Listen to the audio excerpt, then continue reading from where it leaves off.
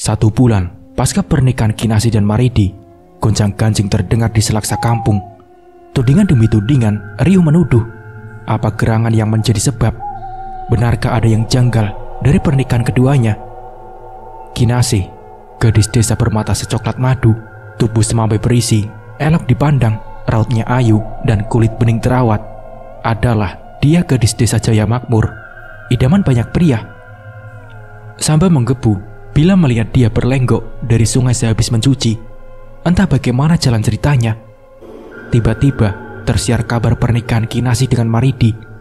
Satu kampung membicarakan topik tersebut. Sekian tidak rela melepaskan permata ke dalam pengakuan Maridi, duda beranak 2. Bagaimana bisa kembang desa dipersunting Maridi, lelaki penjual cireng keliling yang menghidupi 2 anak. Istri Maridi kabur dengan juragan padi dari kota. Belum lagi soal rupa, sangat bertolak belakang antara Kinasih dan Maridi. Mau-maunya Asih sama Maridi, padahal stok berjaga kan masih banyak. Celutuk Sukiman di warung kopi tidak jauh dari rumah Kinasih. Kalau soal nampang, mungkin Maridi biasa-biasa saja. Siapa tahu dalamnya kan? Timpal Sutanto sambil terkekeh. Alah, dasmu, paling juga dipelat sama Maridi. Sukiman mencibir kesal. Iri bilang, bos, kamu ditolak berkali-kali sama Asih kan?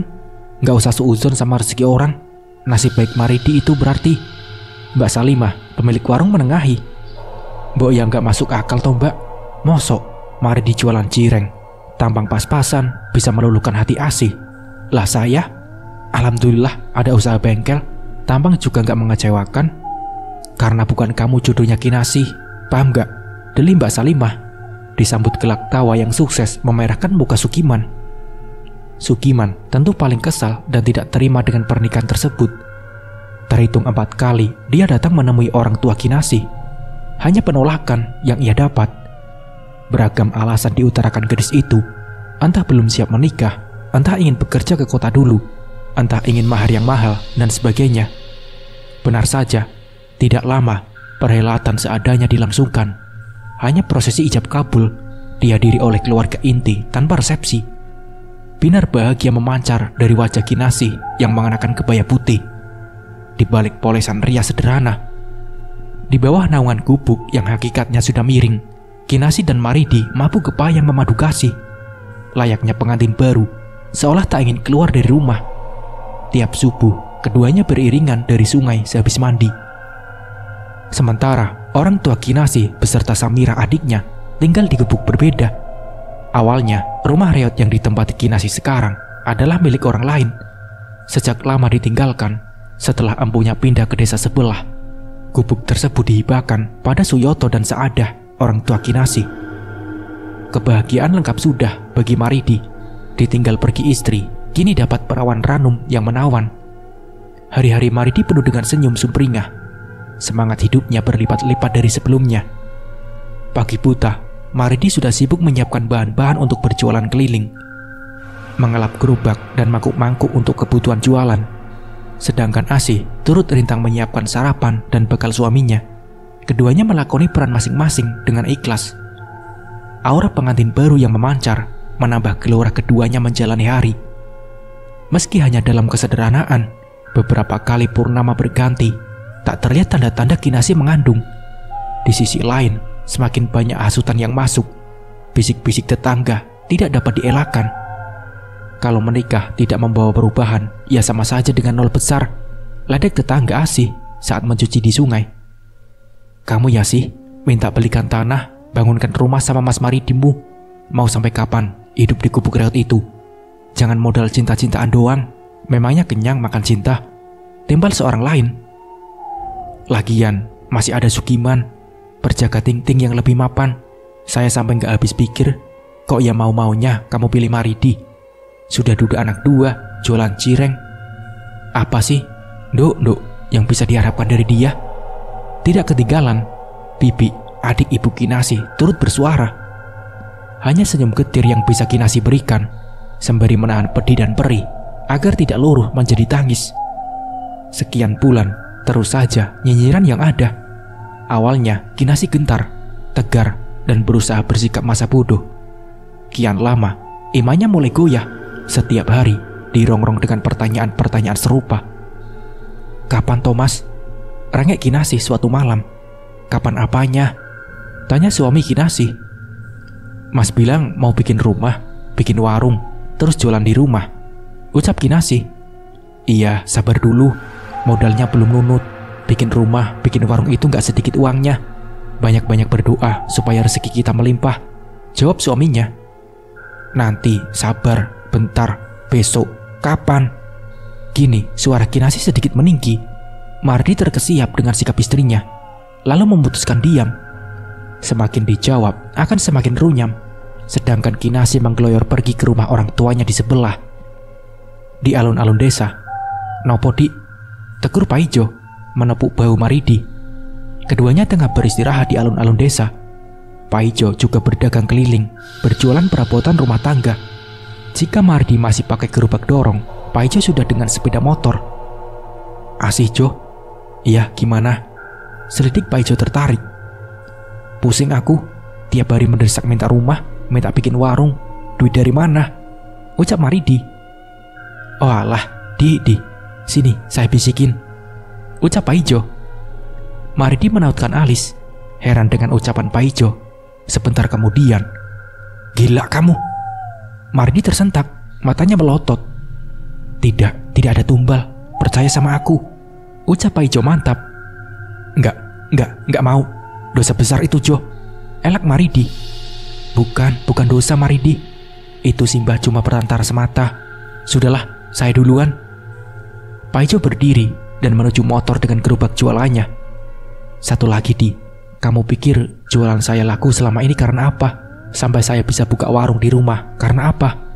Paijo sudah berlalu, tinggal Maridi yang bingung. "Mbah Boyo itu siapa?" Maridi membatin sendiri. Kinasih menyusut air mata setelah dicecar habis-habisan oleh Saadah ibunya. Niatnya meminjam beras untuk makan malam, rupanya hanya murka yang didapat. Perasaan Kinasih disayat-sayat oleh hujanan kata-kata sang ibu. Pedih, teramat pedih, kata-kata yang meluncur drastis dari mulut perempuan parubaya tersebut. Bahkan Kinasih tak pernah menyangka akan dikata-katai begitu. Derai air matanya bercucuran. "Ibu, merestui kalian menikah karena Maridi suamimu itu berjanji mensejahterakan kamu, Duk. Satu gelas untuk makan malam saja kalian gak sanggup. Gimana sih? Terus kalau kalian sudah begini, siapa yang tanggung jawab? Ibu sama bapakmu lagi susah. Sekali-kali mbok ya ikutan dia jualan. Beneran jualan gak? Jangan-jangan cuma duduk-duduk ngobrol di alun-alun desa," ucap ibunya. "Tidak sekali dua kali kamu ngutang beras buat makan Asih. Asih. Sudah terlalu sering. Kamu kan lihat sendiri, ibu sama bapak gimana kerjanya setiap hari banting tulang ke ladang orang. Jadi buruh harian, digaji rendah. Bahkan untuk ibu, bapak, adikmu itu tidak cukup," ucap ibunya. Tidak tahan dengan omelan sang ibu, akhirnya Kinasih berdiri, membawa dada yang sesak dan air mata yang tak kunjung reda. Sesal menjadi-jadi, kenapa memilih menikah kalau bukan pada ibu? Sama siapa lagi? Kinasih bersungut-sungut, menembus kelabutan jati. Hatinya pias, dihujat habis-habisan, seperti seorang penjahat yang disidang oleh hakim. Di depan rumah sudah menunggu Maridi suaminya. Mata Kinasih langsung tersita oleh gerobak yang masih penuh dengan cireng. Wajah Maridi pias, peluh masih meleleh di dahinya. "Dari mana?" tanya Maridi ragu-ragu. "Sebelah rumah ibu," ketus Kinasih menjawab. "Tumben sekali," ucap Maridi. Tumben. Mau makan apa kita, Mas? Gak punya beras, gak punya sagu. Mau disempal apa lambe ini?" Kinasih melampiaskan emosinya yang sedari tadi tertahan. "Astagfirullah, istighfar Asih," ucap suaminya. "Capek aku, Mas, capek. Lelah hati, lelah pikiran, lelah batin. Paham gak?" bentak Kinasih. Kinasih membanting pintu kasar. Maridi terperanjat dan tidak percaya. Kinasih yang biasanya tenang tiba-tiba murka dan mengamuk seperti orang gila. Pertanyaan berputar dalam kepala Maridi. Apa yang terjadi di rumah ibu? Sampai-sampai Kinasih seolah melepaskan emosi padanya. "Sampean ke Mbah Boyo buruan. Kalau masih ragu-ragu, ya hidup sampean begitu-begitu terus," pesan Paijo memintas pikiran Maridi. Siapa itu Mbah Boyo? Namanya saja asing. Apa beliau orang pintar atau orang sakti mandraguna yang bisa menggandakan uang? Maridi berbicara dalam hatinya. Semisal aku temui Mbah Boyo, apa ada jaminannya bakalan menjadi kaya? Jangan-jangan cuma bisnis dan akal-akalan Pak Ijo saja. Rungutnya sendiri. Maridi gontai masuk ke rumah, membereskan sisa-sisa dagangan, mencuci mangkuk dan peralatan jualan, menyusun rapi di atas meja. Tidak berani Maridi untuk mengetuk pintu kamar Kinasi. Dia paham, juga menyesal, belum bisa memberikan nafkah yang cukup untuk Kinasi. Perasaan gagal menjadi suami diam-diam bersemayam dalam jiwanya. Tekadnya tak pudar, apa saja akan dilakukan untuk Kinasi. "Sih, Kinasi," tidak ada sautan sama sekali.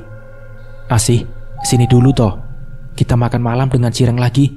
Agak ciut suara Maridi, menggigit bibir tanpa rasa bersalah. Masih tidak ada jawaban. Dengus Maridi. Dadanya juga sesak, menahan air mata agar tidak jatuh. Berpuluh tahun hidup tak lepas dari kesusahan, mengandalkan tulang 8 kerat saja untuk menyambung nyawa. Cireng yang sudah dingin disuapnya perlahan. Setidaknya dengan begitu tidak terbuang sia-sia. Meskipun enak, Maridi tetap mengunyahnya perlahan. Sambal mentah di bawah tudung nasi menjadi teman cocolan Cireng dingin tersebut. Berkali-kali Maridi menyeka air matanya. Suap demi suap dia teruskan, biar tidak kelaparan. Dari pintu kamar mengalihkannya perhatian Maridi. Terlihat mata Kinasi sembab dan memerah. Artinya dia baru saja menangis. "Puas kamu, puas!" teriak Kinasi. Maridi melongo tak menjawab. Aku dicecar habis-habisan oleh ibu, Mas. Menyesal aku menikah. Tidak ada perubahan.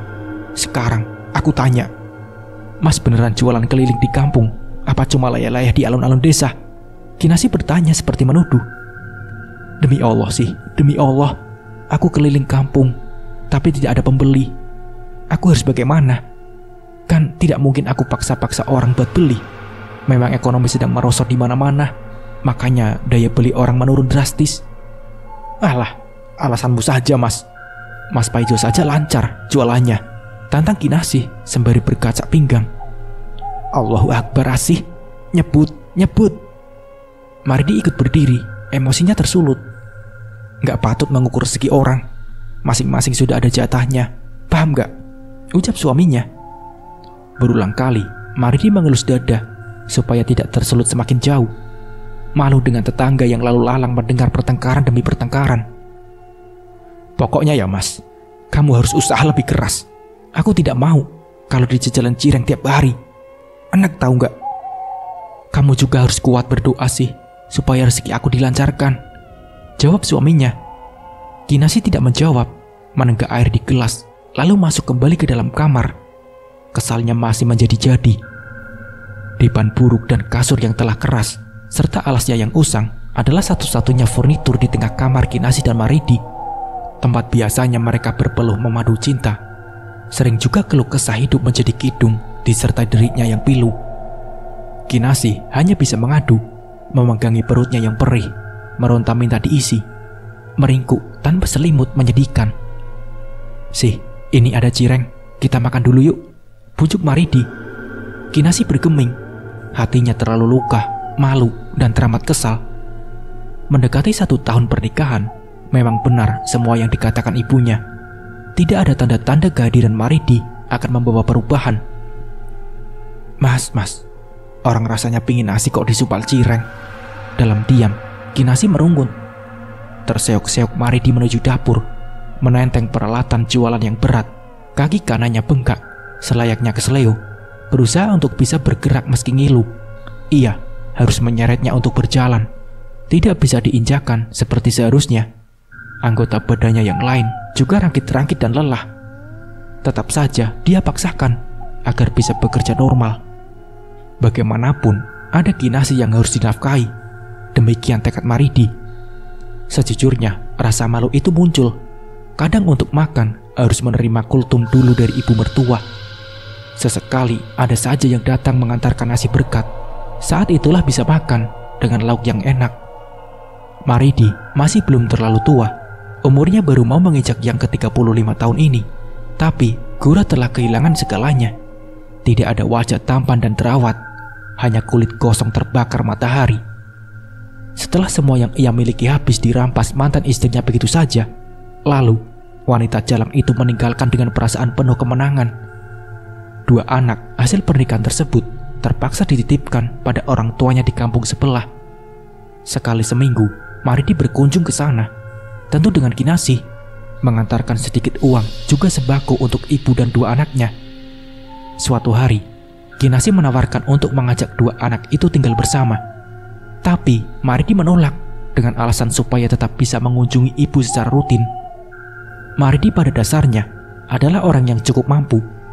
Rumah permanen dan sederhana, dari jerih payahnya berdagang padi dan sembako di warung, bisa dikatakan di atas keadaan mampu untuk ukuran kampung kecil. Istrinya juga cantik, yang bertemu saat kondangan keluar kota. Jatuh hati pada pandangan pertama, lalu menikah, lengkap dengan hadirnya sepasang buah hati yang lucu-lucu. Atas dasar cinta pada istri, semua aset diatasnamakan ibu dari anak-anaknya tersebut.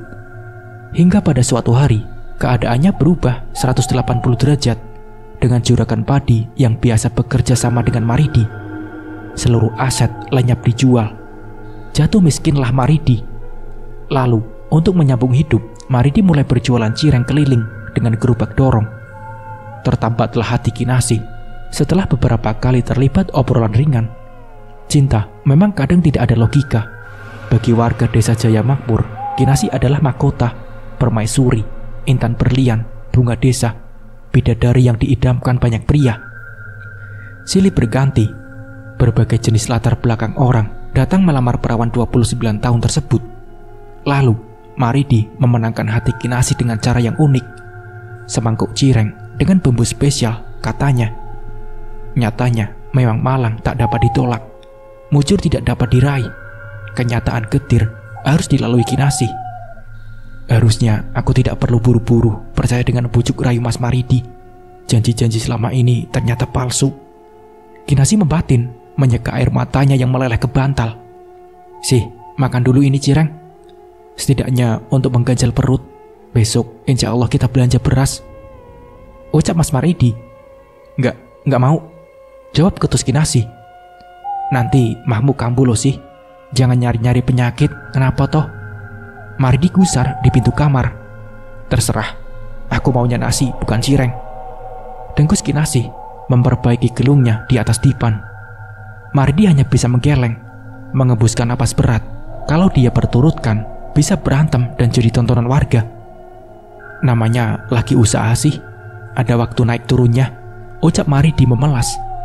Hanya hening, tidak ada sautan dari Kinasih. Ya sudah, tak tinggal dulu ya.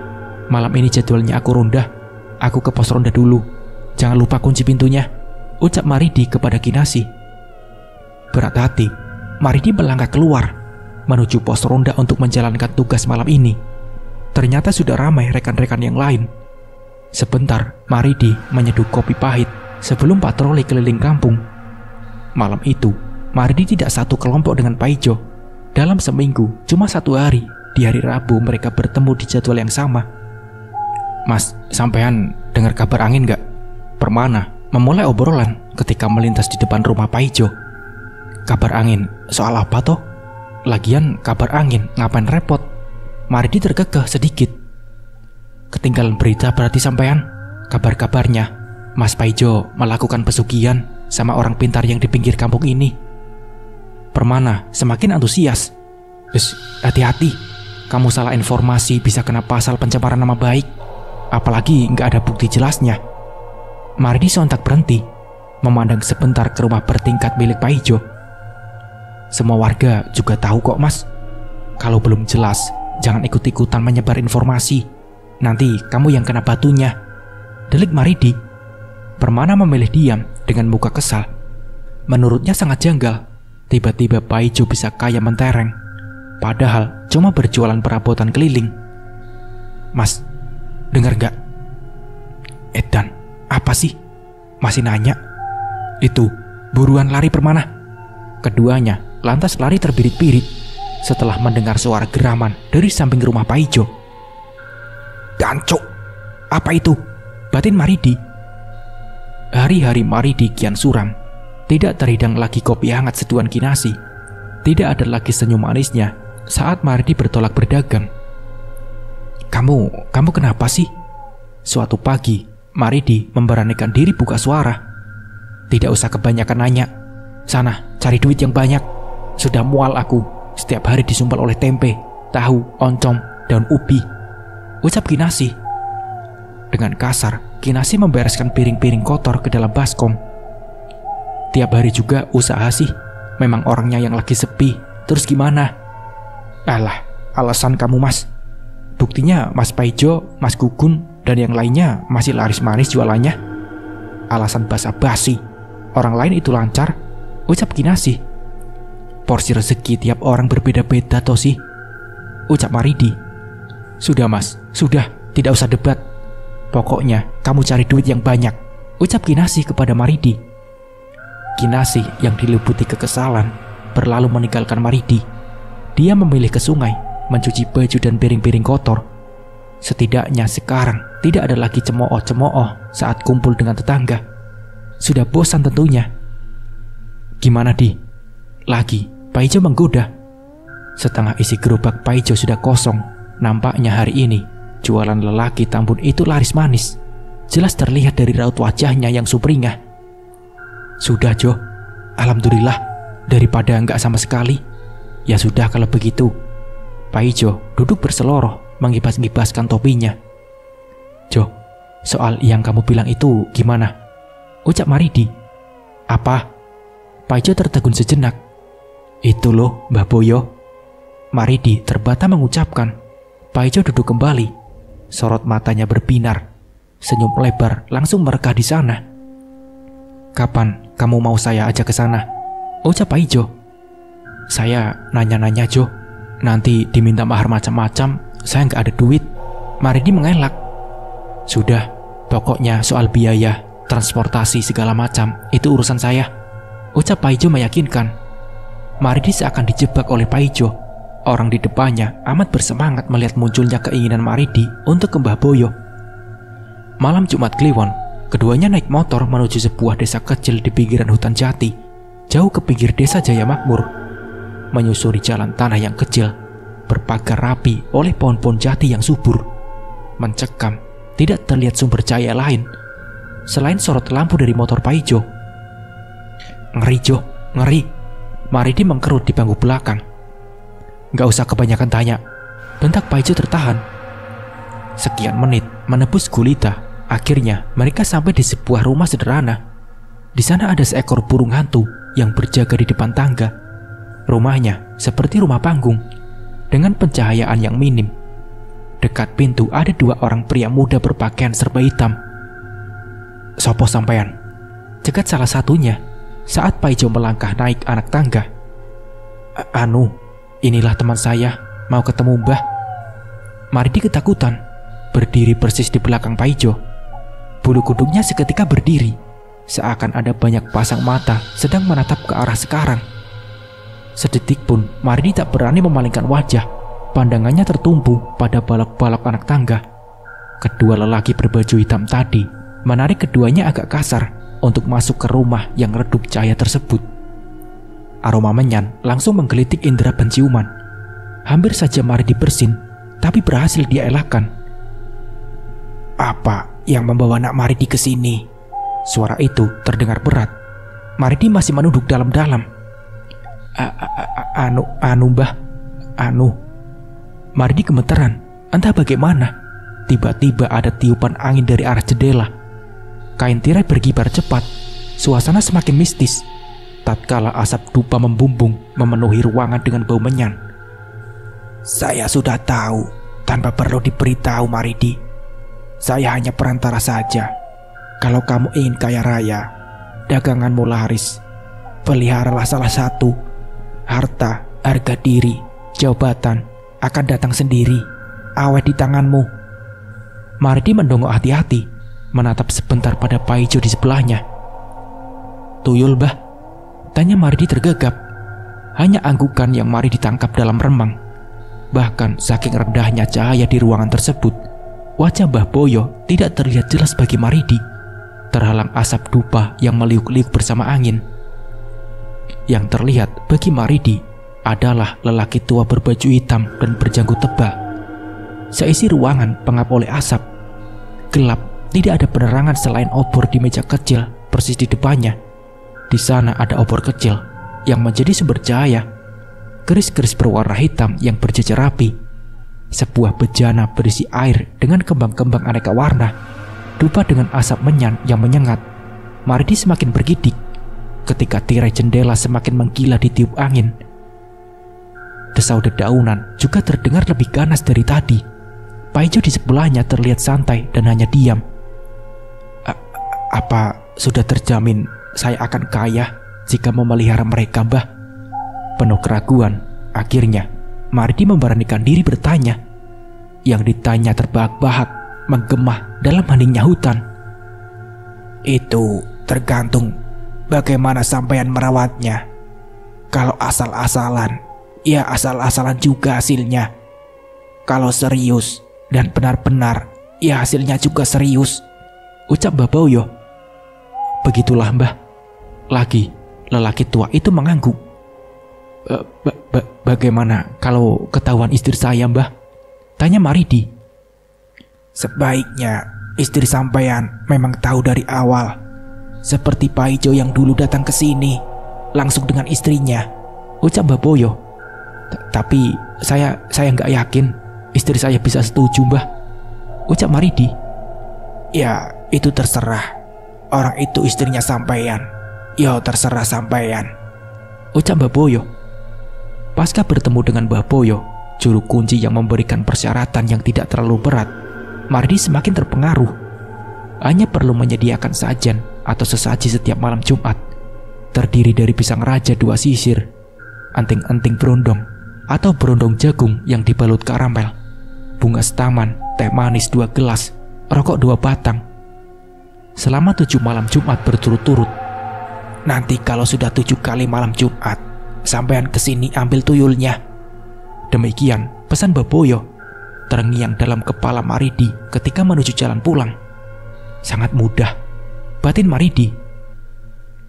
Ini jam berapa, Jo? Dingin banget. Maridi menyeletuk dari belakang. Hampir pukul 2, Di. Ngomong-ngomong, gimana yang disampaikan Mbah? Kamu sanggup? Sambil fokus membelah hutan jati, Paijo menimpali. Saya cari di mana ya, Jo? Keluh Maridi. Ya sudah, saya saja yang cari. Kamu terima beres, ucap Paijo. Gak usah repot-repot sampean, tolak Maridi. Sudah, pokoknya kalau sampean sukses nanti, jangan lupakan saya. Paijo berbelok dan akhirnya sampai ke jalan raya. Setelah Maridi turun, Paijo pun pulang. Pagi-pagi sekali, ia membeli semua keperluan sesaji dan memasangkan di lantai 2. Mudah bagi Paijo, katanya sudah berpengalaman. Sejak hari itu, tiap hari selepas tengah malam, terdengar suara gaduh. Bahkan suara cicit anak ayam di belakang gubuk Maridi. Kinasi sering jengkel dan tidak bisa tidur sampai pagi datang. Maridi tidak peduli. Ia terus menyiapkan sajian hingga Jumat ke-7. Setelah itu baru bisa tidur dengan tenang. Di hari yang ditentukan, kembali Paijo menemui juru kunci Mbah Boyo. Ia diberi botol coklat berukuran 10 cm yang menggunakan tutup batang biji jagung. Di rumah, Maridi sudah siap semuanya. Sebuah bilik khusus telah ia buat. Dahulunya adalah kamar kosong, menggunakan cat dengan dasar hijau dengan berbagai gambar binatang yang sesuai pesanan juru kunci. Ia hias seadanya ruangan tersebut. Tak lupa, ia menyediakan kunyit sebagai tambahan untuk perewangan tuyul yang akan dipelihara. Kinasi sendiri tidak begitu peduli dengan sikap Maridi yang sibuk tidak jelas. Kunyit jangan sampai ketinggalan, karena itu sesaji utama, pesan Mbah Boyo ketika pertemuan terakhir mereka. Dari sini belum kelihatan. Nanti kalau ia mau betah dan cocok tinggal di rumah Maridi, ia akan menampakkan diri. Begitu ucapan Mbah Boyo pada Paijo. Lalu setelah itu, Paijo pulang memberitahukan pada sahabatnya. Benar saja, setelah Paijo menyerahkan botol tersebut lalu pulang, si tuyul dengan kepala pelontos itu muncul dari botol. Badan kecil tak lebih dari 10 cm mengeluarkan suara seperti anak ayam dengan gigi kecil dan menyeringai. Awalnya, Maridi bergidik ngeri. Lama-lama akhirnya dia terbiasa. Si tuyul suka memberi kode, meminta jalan-jalan dan meminta Maridi menggendongnya. Baunya amis seperti jeroan. Kinasi berkali-kali mengomel, mengira ada bangkai tikus atau cicak dalam rumah. Maridi menurut saja. Malam itu, ia berkeliling kampung dengan berjalan kaki. Di punggungnya tak tampak apa-apa, tapi ia seperti sedang menggendong orang dewasa. Hangat kulitnya bersentuhan dengan kulit punggung Maridi. Terengah, nafas memburu, tetapi ia harus terus berjalan. Sampai ia menikmati di punggungnya sudah tidak ada apa-apa lagi. Ia pulang dan terhuyung, lalu tertidur pula sampai pagi. Di pagi harinya, di ruangan yang ia sediakan, Maridi melihat sebuah keanehan. Di atas kasur dengan spray hijau lusuh yang ia sediakan untuk tuyul perewangannya, terlihat uang bertumpuk tak terhitung. Alah, mas, sudah siang kok belum siap-siap berjualan? Omel Kinasi. Buru-buru, Maridi menutup kamar tersebut. Sesuai pesanan Mbak Boyo, tak satu pun boleh masuk ke kamar tersebut kecuali Maridi. Hari ini libur sih, capek setiap hari keliling. Untuk hari ini cuti. Maridi tersenyum lebar. Terus, hari ini makan apa, mas? Lanjut Kinasi merenggut. Tenang sih. Hari ini kita makan enak. Nanti kamu belanja ke pasar agak siangan. Sana ke sungai, mandi buruan. Elak Maridi. Ia bersorak kegirangan, tidak henti-hentinya tersenyum. Istrinya heran melihat Maridi bagai orang gila, melupakan kancing bajunya yang terbuka sambil bersungut-sungut. Kinasi akhirnya menuruti pergi ke sungai seperti perintah suaminya. Kian hari, makin banyak uang bertumpuk di atas kasur usang dalam ruangan tersebut. Kini Maridi kalap. Apapun permintaan Mbak Boyo, dia sanggupi. Tiap kali akan berhubungan badan dengan Kinasi, botol kecil tersebut dipindah ke kamarnya, ditaruh di atas lemari, mengarah lurus ke tempat mereka memadu kasih. Ukuran botolnya yang kecil memang mudah untuk disembunyikan.